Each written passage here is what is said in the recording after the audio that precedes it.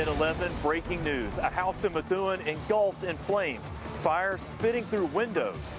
And crews are here surveying the damage.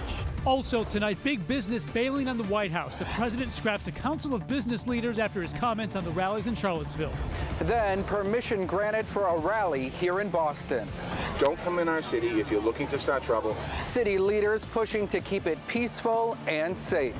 Beautiful day, sunshine and low humidity. So can we do it again tomorrow? And will we see rip currents at the beach? Forecast ahead. Plus, a truck slams into a highway barrier and bursts into flames, leaving a long line of smoke and fire. And livestock on the loose. It's no bull, and that's the problem. Details now from the night team. 7 News at 11 starts now. First here at 11, breaking news. A massive fire tearing through a home in Methuen, flames ripping through the entire house there on Broadway and High Street. One woman was rushed to the hospital with burns. And crews are still on the scene tonight, and so is the night team's Brandon Gano. He's live there with all the breaking details. Brandon. Kiki and Ryan, the chief said the one woman who lived in the house suffered some pretty bad burns to her hands that may have breathed in some smoke. She was rushed to the hospital. Now you can see firefighters have it pretty well knocked down, but earlier flames were ripping through this house. Firefighters say they were on scene within 3 minutes, only to find the entire house covered in flames. It was horrible. It was like an inferno. It started from the outside and it gone all over and it's still continuing, and they are starting from going inside, and they are trying very hard. The fire started around 8:30 at this home on the corner of Broadway and High Street in Methuen. One woman who lives in the house received severe burns to her hands and may have suffered some smoke inhalation as well. I ran out and asked if anyone was still in the house. Obviously, I was concerned with my kids' safety. The chief said it was a difficult fire to contain because the old wooden home is divided into so many units. The flames quickly spread throughout the house. We had heavy fire blowing out, I believe, the first and second floor. It started from the front and then it goes from inside, and they are almost like more than 45 minutes they are trying to stop it. Neighbors say the fire started on the porch and spread to the back. The chief said it is still under investigation. And it moved all the way back towards the garage, and it was crazy. And that spot right there, it's still going. The porch was engulfed, but it was only in the front of the house, you know what I mean? So that's why I was running out to see if anyone was still in the house. Firefighters are still on scene checking for hot spots. Now the investigation, or the cause rather, is still under investigation, but again the chief said it does not seem suspicious. We're live in Methuen tonight. Brandon Gano, 7 News 19. Tonight at 11, CEOs done dealing with the White House. Nobody wants to say that, but I'll say it right now. The president's controversial comments causing business backlash. Today, President Trump disbanding a council in charge of increasing manufacturing here in America. This after a total of 8 CEOs quit the council because of comments the president made after the Charlottesville rallies. The night team's Tim Caputo joins us here in the newsroom with more. Yeah, those business leaders have now distanced themselves from the White House, and now prominent politicians are also speaking out. The president back on vacation in New Jersey, but can't escape the backlash from his polarizing response to the violence in Charlottesville, Virginia, when he said both sides are to blame. Tonight, a new look from Vice News at the rally from Friday night as men and women with torches chant Nazi slogans. Jews will not replace us! This evening, his Secretary of State Rex Tillerson making sure to condemn racist ideology. I think that's why it's appropriate to comment on the recent events in Virginia and our condemnation of that kind of hate and violence. There is just simply no place for that in our public discourse. Tillerson, a former CEO, making his stance clear, and today other business leaders cut ties with the president, stepping down from 2 presidential business panels. In all, 8 people left the Manufacturing Council after these remarks by the president at Tuesday's press conference. You had a group on one side that was bad, and you had a group on the other side that was also very violent. Instead of trying to replace those business leaders, the president today tweeting, rather than putting pressure on the business people of the Manufacturing Council and Strategy and Policy Forum, I am ending both. Thank you all. The president's reaction to the violence in Virginia also being criticized by members of his own party. I think that yesterday's conference, it was a failure of leadership. But some stopped short of directly attacking the president. Both former President Bushes released a joint statement saying, in part, America must always reject racial bigotry, anti-Semitism, and hatred in all forms. And Senate Majority Leader Mitch McConnell releasing a statement that reads, in part, we can have no tolerance for an ideology of racial hatred. while Vice President Mike Pence, traveling in Latin America, took quite a different tone. The president has been clear on this tragedy, and so have I. I spoke at length about this heartbreaking situation on Sunday night in Colombia. And I stand with the president, and I stand by those words. Even as we get a closer look at the rally and events leading up to Saturday's violence that left one woman dead and dozens more injured, the governor of Virginia asking everyone to try to move forward together. And the message that we have tried to convey is that now is time for healing. It is time for reconciliation. Campaign rally in Phoenix next week. Phoenix Mayor Greg Stanton says he's disappointed in the president's comments as well, and he believes the rally should be put on hold because he fears it'll only create more tension. Live in the newsroom, Tim Caputo, 7 News 19. If we're going to respect your right to come in, we expect you to respect our city, our people. Mayor Walsh with a strong stance on what's called a free speech rally planned for the Common this weekend. City officials issuing the permit today, approving that group's requests. But with thousands of counter-protesters expected, the city is focused on keeping everyone safe. With more on how city officials are preparing for those protests, here's the Night Team's Alex Soprado. Ryan, this is the area on Boston Common where that free speech rally will take place. There will also be counter-protesters. Barricades will separate the two sides. Police will be here in many numbers. That's because tensions are high. We let both groups know if there's any violence, any misbehavior, we won't tolerate it.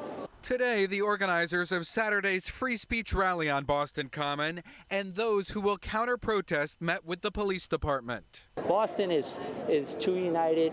We have a city that doesn't tolerate hatred and bigotry, and we wanted to make that clear. Here on the Common, the two sides will be kept apart with barricades. Police will be searching backpacks, and signs attached to sticks won't be allowed. The fear is these could be used as weapons. Today, the city granted this permit for the free speech rally. Mayor Marty Walsh says he's disappointed the organizers wouldn't postpone the rally because tensions are high following last week's violence at a white nationalist rally in Virginia. And I'm asking people, when you come into Boston, respect this city, because we respect your right to come in and speak. So if we're going to respect your right to come in, we expect you to respect our city. When we say it's a free speech rally, we mean that is a rally about the topic of free speech. Free speech organizer John Medlar is adamant. The planned rally for Saturday on Boston Common will be a gathering to discuss politics and not spread hate. If white supremacists are coming, they're going to have to assemble separately from us because we're not going to let them in. But the Anti-Defamation League says in a blog post, the rally has been organized under the auspices of the alt-right, which is a loosely connected movement whose adherents generally shun white supremacist thinking, but who are in step with the alt-right in their hatred of feminists and immigrants, among others. Free speech organizers expect about 1,000 people here on Saturday. Counter-protesters will number at least 6,000. No doubt this will be a big event. We're live from Boston Common tonight. I'm Alex DePrado, 7 News Night Team. In Baltimore, 4 Confederate statues were taken down overnight. Earlier this week, the city council there voted to remove them. Officials say plans on what to do with the statues haven't been finalized. And here in Massachusetts, officials are also deciding what to do with the state's only Confederate statue. It was built on George's Island back in 1963, but now the monument is boxed up with these wooden planks. They tried to kill my child to shut her up. Well, guess what? You just magnified her. A mother with a touching tribute in honor of her daughter. Heather Heyer died on Saturday in Charlottesville when a car drove into a crowd of people. Her mom making a call to action, hoping the loss will spark change across the country. That vigil was earlier today, and tonight, another incredible show of support in Charlottesville. Thousands calling for peace at the University of Virginia. With more on today's events, here's the Night Team's Amaka Ubaka. Well, Kiki, Heather Heyer's memorial service drew crowds from all backgrounds, religions, and race. The service to remember Heather also became a place to stand against hate. If you're not outraged, you're not paying attention. A Virginia mother speaking to a capacity crowd in support of her daughter, Heather Heyer. I'd rather have my child, but by golly, if I got to give her up, we're going to make it count. Heather was killed Saturday in Charlottesville when a car plowed into a crowd of people demonstrating against a white nationalist rally. No father should have to do this. But I love my daughter. Family, friends, and coworkers all took turns sharing stories about the woman they remember fighting for what she believed in. Heather's parents recall a strong-willed and compassionate daughter who only wanted unity. I was overwhelmed at the rainbow of colors in this room. That's how Heather was. It didn't matter who you were or where you were from. If she loved you, that was it. This is just the beginning of Heather's legacy. This is not the end of Heather's legacy. Heather's mother said today's memorial was about much more than remembrance and paying respect. It was also a call to action and a resistance to hate. They tried to kill my child to shut her up. Well, guess what? You just magnified her. As Heather's family and friends left the service today, crowds began to cheer. Heather was a hero. In the newsroom, Amaka Ubaka, 7 News 19. Also from the night team, police in Nantucket say a man drowned today. A lifeguard noticed the man in the water face down. He was taken to the hospital where he died. The effects of Hurricane Gert slamming the shore all along New England's coast. The dangerous conditions forcing several other local beaches to close. The night team's Justin Borky is live on Westport here with more on these current concerns. And there were 3 beaches in Westport that were either closed or partially closed because of that rough surf. In fact, the surf was so rough that lifeguards had to do a rescue just this morning. One wave after another. It's incredible. Beachgoers look on from the safety of the sand as massive 4 to 10 foot swells hammer the shoreline. Lifeguards patrol the area looking for the occasional risk taker venturing too close to the rough waves. Even when kids were right next to the water on the sand, they told them they had to turn around. Southern New England, we do get surf, but we don't get a lot of swell events quite like this. Lifeguard supervisor Owen Warden was one of those keeping watch over Horseneck Beach today. The water here was restricted, while nearby Webb and Cherry beaches were closed entirely for public safety. You can get yourself seriously hurt in surf like this, no matter whether it's, an injury with a surfboard, you could get caught in a rip current. A fear that came true this morning as lifeguards had to perform first aid on a man who was hit in the head by a surfboard as the waves reached their peak. But for the most part, those here today were happy to play by the rules. Oh yeah, always a good day at the beach. Better than at work. And with the storm moving further northeast, they're looking forward to getting back in the water tomorrow. I definitely think people will be able to enjoy the beach tomorrow, and we'll be here. Now, the town of Westport hasn't posted any updates on reopening beaches tomorrow, but you could actually see the surf kind of calming down a little bit in the afternoon going into evening, so that's a good sign for anybody hoping to go to the beach tomorrow. We're live in Westport. Justin Bork, 7 News 19.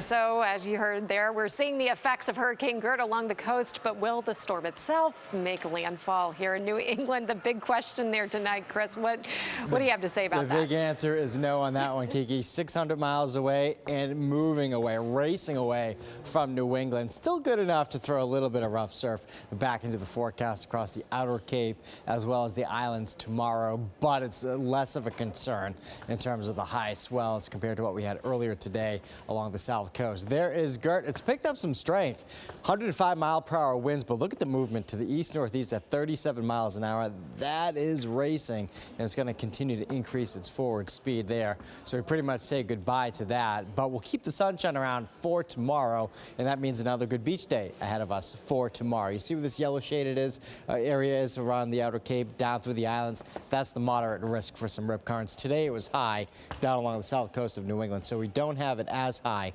for tomorrow. But we do have temperatures nice, close to 80 degrees, if not above it on Thursday. Friday, we bring in the risk of showers, so it's not a beach day on Friday, one of the weekend forecast ahead.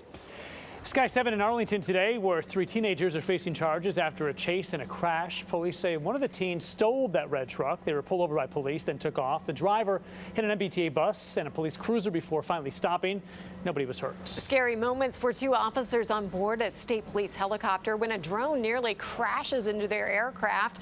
It was headed from Holliston to Newburyport when they say the drone came from the side and at one point was 100 feet away from the helicopter.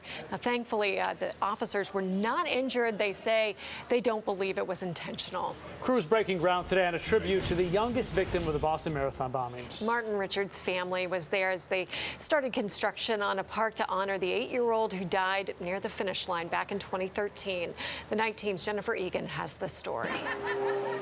The Richard family broke ground on a park dedicated to Martin Richard, the youngest victim of the marathon bombing. Today is undeniable proof that good will always triumph. The site for the park sits on Fort Point Channel in the city's Seaport District, steps from the Boston Children's Museum. Martin's younger sister, Jane, who lost a leg in the bombing, said one of her favorite things to do was go to the playground with her brother. When I got hurt, it was hard for me because I wasn't used to my new leg.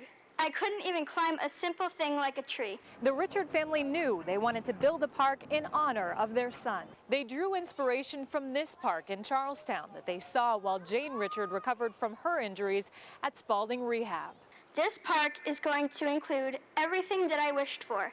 It will have ramps for wheelchairs, a pirate ship for those who want to sail the big blue sea, and a bucket swing for people who want to soar above the clouds, and our favorite, a web climber. The Richard family creating a legacy for their 8-year-old son that will last generations. To Martin Richard, all I can say is I can't think of a bigger and better legacy than to be part of creating an opportunity for everyone to be able to have fun. The governor says he looks forward to coming here quietly one day and just watching the kids play. The park costs $10 million.